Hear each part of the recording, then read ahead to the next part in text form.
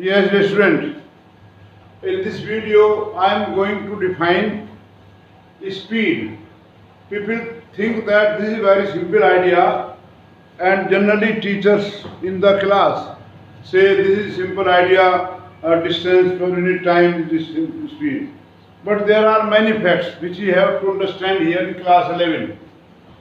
The speed of a moving body is defined as the distance traveled with path length. Distance traveled means how much path length has been traveled by body per unit time. The speed of a moving body is defined as the distance traveled or path length traveled by body per unit time. Now we have to understand the meaning of path length and distance traveled. Suppose a body starts from this point O at time t equal to 0. Which time is called 0 time? At which you start taking observation, that time is 0. And body goes to point A at time t1, whose path length is xt1. Now at time it continues to move and goes to point B, whose path length from here xt2. So xt2 minus xt1 is the distance or path length traveled in time interval t2 minus t1. So in figure, if a body starts from point O at t equal to 0, goes to a point A at time t1. The path length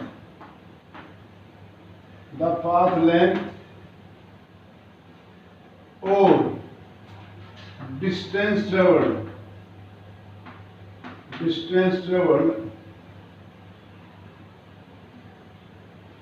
in going from O to A,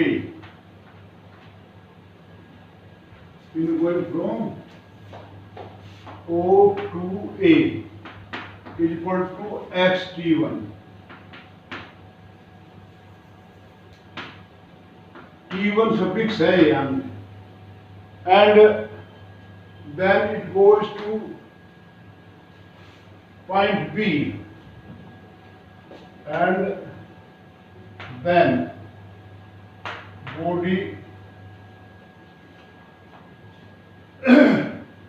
goes to point B at time t2. The total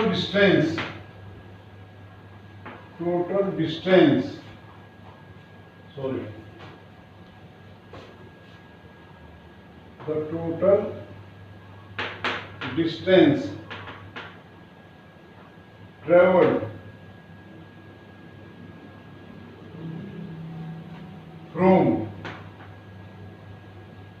O to A, O to B,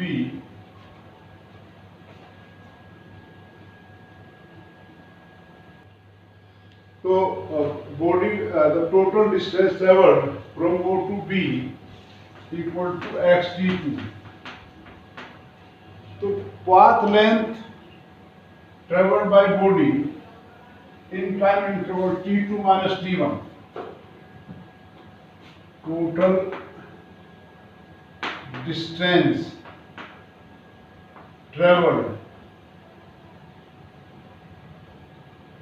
by body in time interval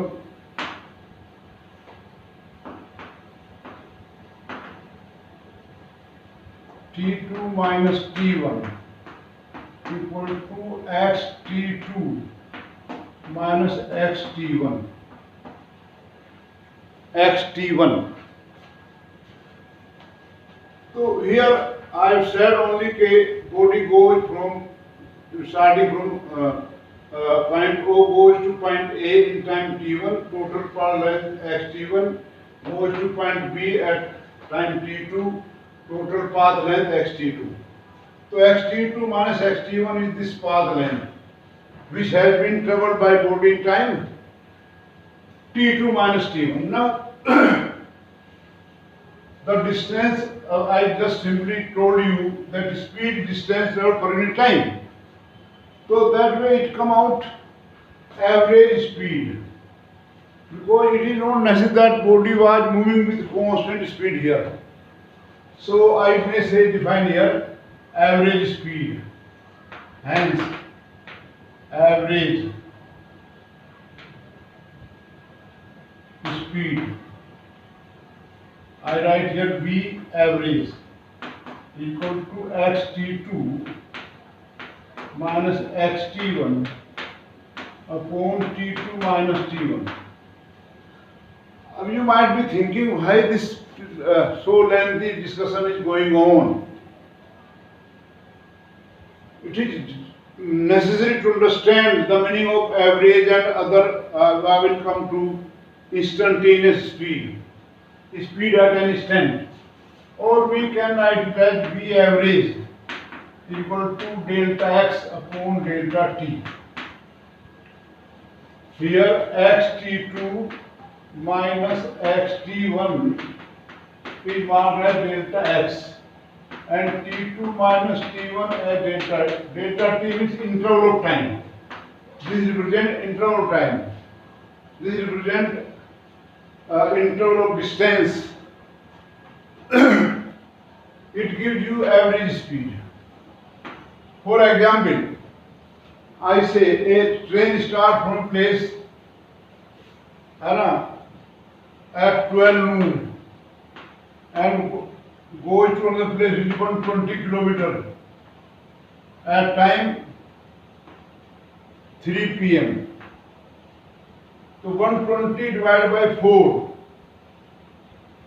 sorry 3, 12 minus 3. So 40 kilometers per hour. That will be the average speed. But it is not necessary that the train has traveled at constant speed 40. Somewhere it might have been 80, somewhere 100, somewhere 10, etc. So that way it comes average speed. Average speed. Now we want to find speed at any instant of time. That is called instantaneous. Here I told you so many things because my aim here is to define instantaneous speed. Instantaneous.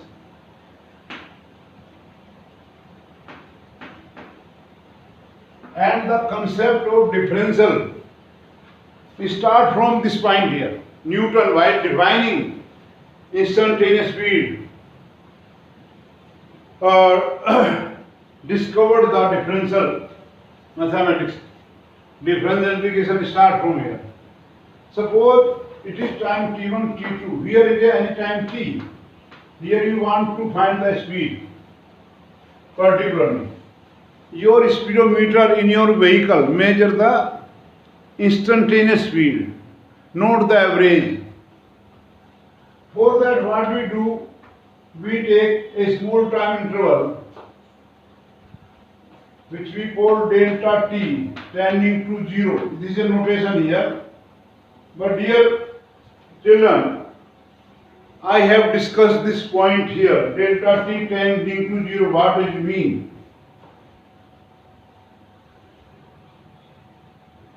Delta t tending to 0 means people say it is going to be 0. No, not that one. It means delta t is the time interval which is very small interval with respect to a big interval. Just I gave the example, a train started from point and this is another point 120 km away in 3 hours. Here you want to find this speed at this point P here. So you take a small interval of time and find how much distance traveled. So I write here like this: instantaneous speed. Instantaneous speed is again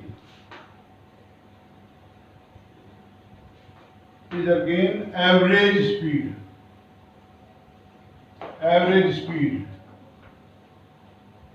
which is taken over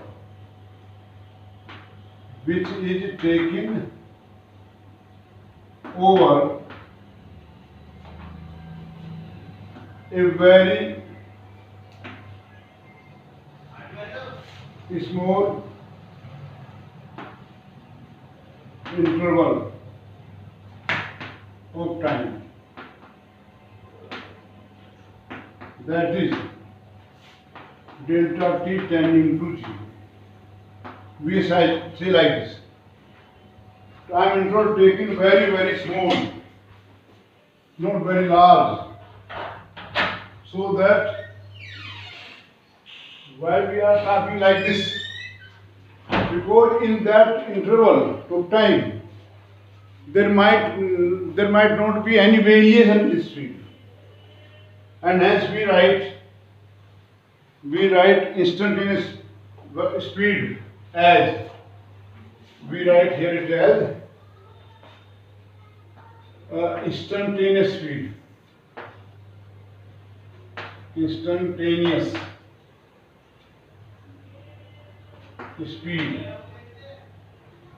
v equal to limit साउंड delta t tending to 0 लिखते हैं v average, और v average means equal to, we don't write the complete bit, we write lim delta t tending to 0 and delta x upon delta t. Instantaneous speed v, and we have taken a convention of this thing to write it as like this: v equal to dx upon dt. So that way we define instantaneous speed dx upon dt. Here dx is the path length traveled in small time interval dt. In books actually it is written dt is infinitesimally small. So that makes you think very confusing. Okay, what is the meaning of delta t tending to 0 or dt? I say infinitesimally small. Infinitesimally small. So how small it is? This time interval dt, how small? That interval in which there occur no variation.